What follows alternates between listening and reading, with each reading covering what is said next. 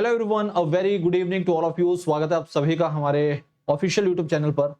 ये सेशन आपके reserve bank of India grade B की नज़रिए से काफ़ी खास है और आरबीआई ग्रेड बी की बात करें तो आपके फेज वन के एग्जाम जो हैं वो 18 अक्टूबर को शेड्यूल्ड है।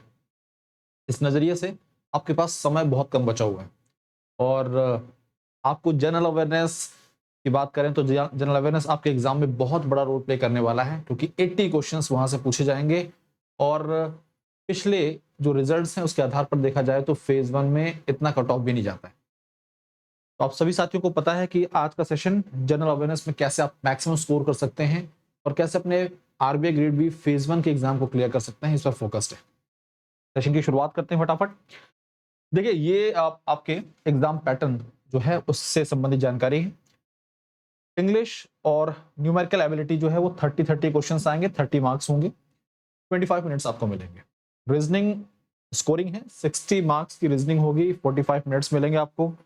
और जनरल अवेयरनेस की बात करें तो आपके लिए 25 मिनट में आपको 80 क्वेश्चन अटेम्प्ट करने होंगे। तो नंबर ऑफ क्वेश्चंस ज़्यादा हैं और टाइम काफ़ी कम है।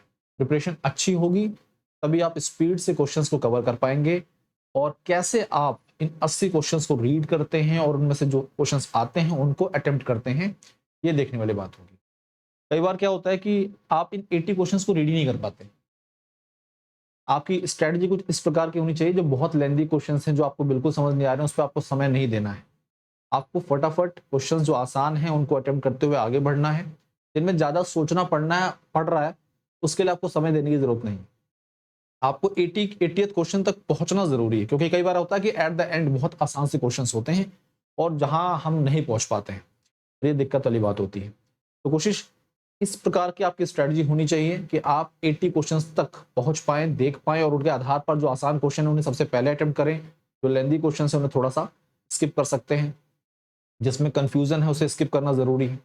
आखिर वो कौन कौन से टॉपिक्स हैं जो बहुत ही इंपॉर्टेंट होने वाले हैं आपके एग्जाम के नजरिए से। यहाँ पर हमने कुछ बड़े इंपॉर्टेंट खास टॉपिक्स रखे हैं। देखिए, करंट अफेयर्स की बात करें तो एटलीस्ट आपको जनवरी से लेकर अक्टूबर तक का करंट अफेयर तो पढ़ना ही होगा। अब इन जनवरी से लेकर अक्टूबर तक की जो खबरें हैं इनमें जो बहुत इंपॉर्टेंट बैंकिंग करंट से जुड़ी हुई खबरें हैं, जो नेशनल न्यूज है, इंटरनेशनल न्यूज है, खास का ध्यान रखिएगा। आपके रिजर्व बैंक ऑफ इंडिया के फेज वन के पेपर में कम से कम 45 to 50 क्वेश्चंस आपके करंट बैंकिंग फाइनेंशियल अवेयरनेस से जुड़े होते हैं। ठीक है, तो यानी कि मैक्सिमम जो पोर्शन है वो 80% के करीब जो पोर्शन होता है वो आपका करंट बैंकिंग और फाइनेंशियल अवेयरनेस से संबंधित ही आता है। तो करंट बैंकिंग न्यूज स्पेशली आपको पढ़नी जरूरी है। फाइनेंशियल एंड इकोनॉमिक अपडेट जो आती है वो आपको पढ़ना जरूरी है। बजट 2025-26, इससे कम से कम 3-4 क्वेश्चन आपके एग्जाम में बन सकते हैं। तो इन सब पर आपको फोकस स्पेशली करना जरूरी है। ये तो हो गया बड़े बड़े टॉपिक्स जो आपको करने ही हैं। इसके अलावा वो कौन से टॉपिक्स हैं जिनको आप अलग से फोकस्ड होके पढ़ेंगे। अब ऐसा नहीं कि इन टॉपिक्स को आपको सर्च करना है, आप मंथ वाइज करंट अफेयर पढ़ते जा रहे हैं और उन करंट अफेयर में आपको ये टॉपिक्स मिल रहे हैं तो इनको स्पेशली फोकस्ड होके पढ़िए, थोड़ा डेप्थ में जाके पढ़ना होगा। ठीक है, आपके RBI grade B phase one में भी जो क्वेश्चंस पूछे जाते हैं वो वन लाइनर नहीं पूछे जाते हैं, वो लेंथी स्टेटमेंट क्वेश्चंस होते हैं। लेकिन एट द एंड जो क्वेश्चन पूछा जाएगा वो बहुत ही बेसिक सा क्वेश्चन पूछेगा। मतलब आपको जबरदस्ती रीड करना पड़ेगा सारा सवाल और फिर आंसर देना पड़ेगा। इसका मतलब इसमें टाइम लगता है। ठीक है, अगर आपने किसी भी खबर को अच्छे से पढ़ा है तभी आप आंसर कर पाते हैं। तो देखिए, जो बजट एलोकेशन से संबंधित क्वेश्चंस बन सकते हैं, किसी स्कीम में कितना फंड एलोकेट किया गया है, एजुकेशन सेक्टर को कितना दिया गया है, पब्लिक सेक्टर बैंक से संबंधित कोई खबर है, ग्रॉस एनपीएस जुड़ी हुई खबर थी इस बार, FDI foreign direct investment, railway और डिफेंस सेक्टर में कितना पैसा दिया है, ठीक है, एग्रीकल्चर में कितना पैसा दिया है। Monetary policy updates, latest review पर फोकस करिएगा। लेटेस्ट रिव्यू में को जो भी जानकारी देगी, लेटेस्ट रिव्यू के अंतर्गत जीडीपी फोरकास्ट और इन्फ्लेशन फोरकास्ट क्या है इसको भी आपको अच्छे से पढ़ना जरूरी है। ठीक है, मॉनेटरी पॉलिसी कमेटी के जो मेंबर्स हैं उनका कार्यकाल क्या होता है, एमपीसी का गठन कब हुआ और किस एक्ट के तहत हुआ है, ये सारी बातें आपको पता होनी चाहिए। रिजर्व बैंक ऑफ इंडिया की जितनी भी रिपोर्ट्स आती हैं, आरबीआई की रिपोर्ट्स, उन रिपोर्ट्स के बारे में आपके पास जानकारी होनी चाहिए। ठीक है, और केवल ये नहीं कि आरबीआई के द्वारा ये रिपोर्ट रिलीज की जाती है, उसमें अगर स्टेट से संबंधित रिपोर्ट है, अगर मैं बात करूं, हमने आपकी क्लास में डिस्कशन किया हुआ है डीपीआई के बारे में, डिजिटल पेमेंट इंडेक्स के बारे में, फाइनेंशियल इंक्लूजन इंडेक्स के बारे में। ये जो इंडेक्सेस हैं इनसे क्वेश्चंस डेफिनेटली बनते हैं और डेप्थ में बनते हैं। पैरामीटर्स क्या हैं, इंडिकेटर्स क्या हैं, इनसे भी क्वेश्चंस एग्जाम में आ जाते हैं। आरबीआई डैशबोर्ड, इंडेक्स पोर्टल जो भी आते हैं, पुराने हैं तब भी आपको याद रखने होंगे, क्योंकि एग्जाम में क्वेश्चंस बनते रहते हैं। बैंकिंग स्कीम्स जो अलग से चलाई जाती हैं, जो बैंकों से संबंधित हैं। अच्छा, मैं बात करूं प्रधानमंत्री जनधन योजना की, तो लेटेस्ट जो डेटा है वो आपसे पूछा जा सकता है। बीएसबीडी से क्वेश्चंस बन सकते हैं। फाइनेंशियल इंक्लूजन से डेफिनेटली क्वेश्चंस बनते हैं, और इससे संबंधित जो स्कीम्स हैं उससे क्वेश्चन आपके एग्जाम में जरूर पूछे जाते हैं। ठीक है। Payments and small finance bank, आमतौर पर यहां से एक दो क्वेश्चन डेफिनेटली बन जाते हैं। अदर इंडेक्सेस, जो इंटरनेशनल एजेंसीज हैं या फिर अंतरराष्ट्रीय संस्थाएं हैं, उनके द्वारा जो कुछ इंडेक्सेस एंड रिपोर्ट्स रिलीज किए जाते हैं, जैसे sustainable development goal report, SDG report आती है, और इसे यूनाइटेड नेशन एसडीएसएन नेटवर्क के द्वारा रिलीज किया जाता है। तो एग्जाम में उससे संबंधित क्वेश्चंस बन सकते हैं। नीति आयोग की जो रिपोर्ट्स आती हैं एसडीजी से संबंधित, वो सवाल पूछे जा सकते हैं आपसे, और साथ साथ में पैरामीटर्स, इंडिकेटर्स, इन पर फोकस करना जरूरी है।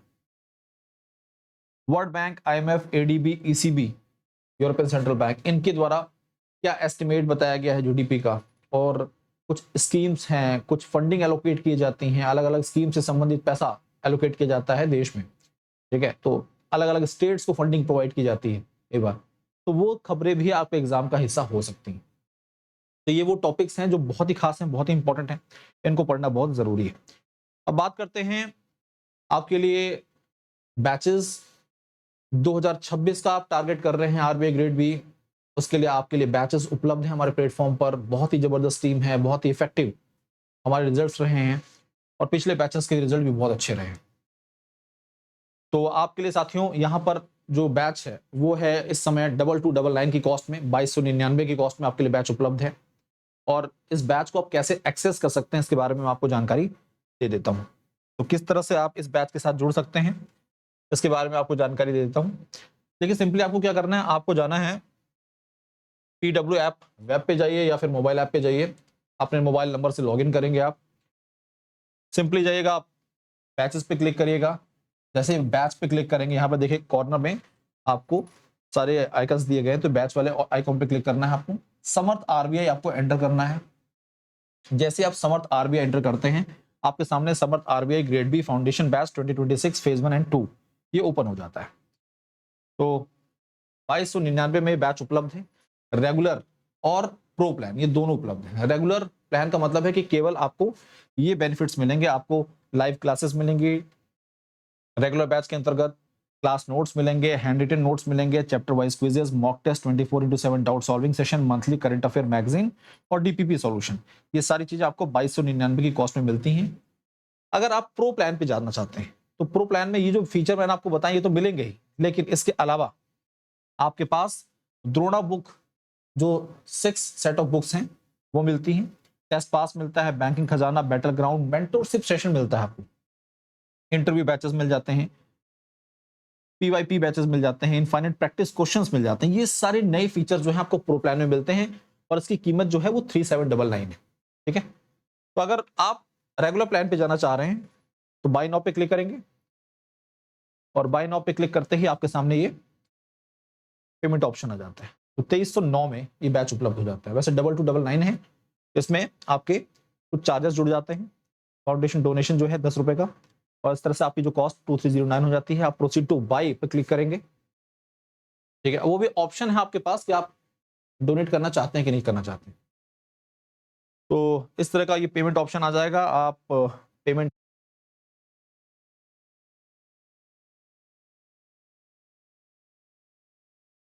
स्कैन करके पेमेंट कर सकते हैं और अपने बैच के साथ एनरोल कर सकते हैं। अब वापस चलते हैं अपने बैच की तरफ। हम आपको जानकारी दे रहे थे कि अगर आपके सगे संबंधी दोस्त मित्र जो बैंकर्स हैं और चाहते हैं जीआईबी सीआईबी एग्जाम क्लियर करना, तो आप हमारे जीआईबी सीआईबी वाला प्लेटफॉर्म पे जुड़ सकते हैं। यूट्यूब क्लासेस रन हो रही हैं, उनको वॉच कर सकते हैं। तो फटाफट चैनल को ज्वाइन करें। कॉम्बो सेट ऑफ 6 बुक्स के बारे में जानकारी मिल चुकी है, बहुत ही इफेक्टिव बुक्स हैं, 1299 में उपलब्ध हैं। अमेजॉन, फ्लिपकार्ट पर आप डायरेक्टली ऑर्डर कर सकते हैं। This is my Telegram channel GA by Bhaskar sir, इसके साथ जुड़कर अपने डाउट्स, अपनी क्वेरीज को पूछ सकते हैं। साथियों, आरबीआई ग्रेड बी फेज 1 बहुत इंपॉर्टेंट है और जनरल अवेयरनेस का रोल बहुत ही खास है। तो अभी से उस पर अपनी कमांड पकड़िए, क्योंकि इस कमांड का इंपैक्ट जो होगा वो आपके फेज 2 में भी देखने को मिलेगा और इंटरव्यूज में भी। ऑल द बेस्ट, पढ़ते रहिए, आगे बढ़ते रहिए। Thank you.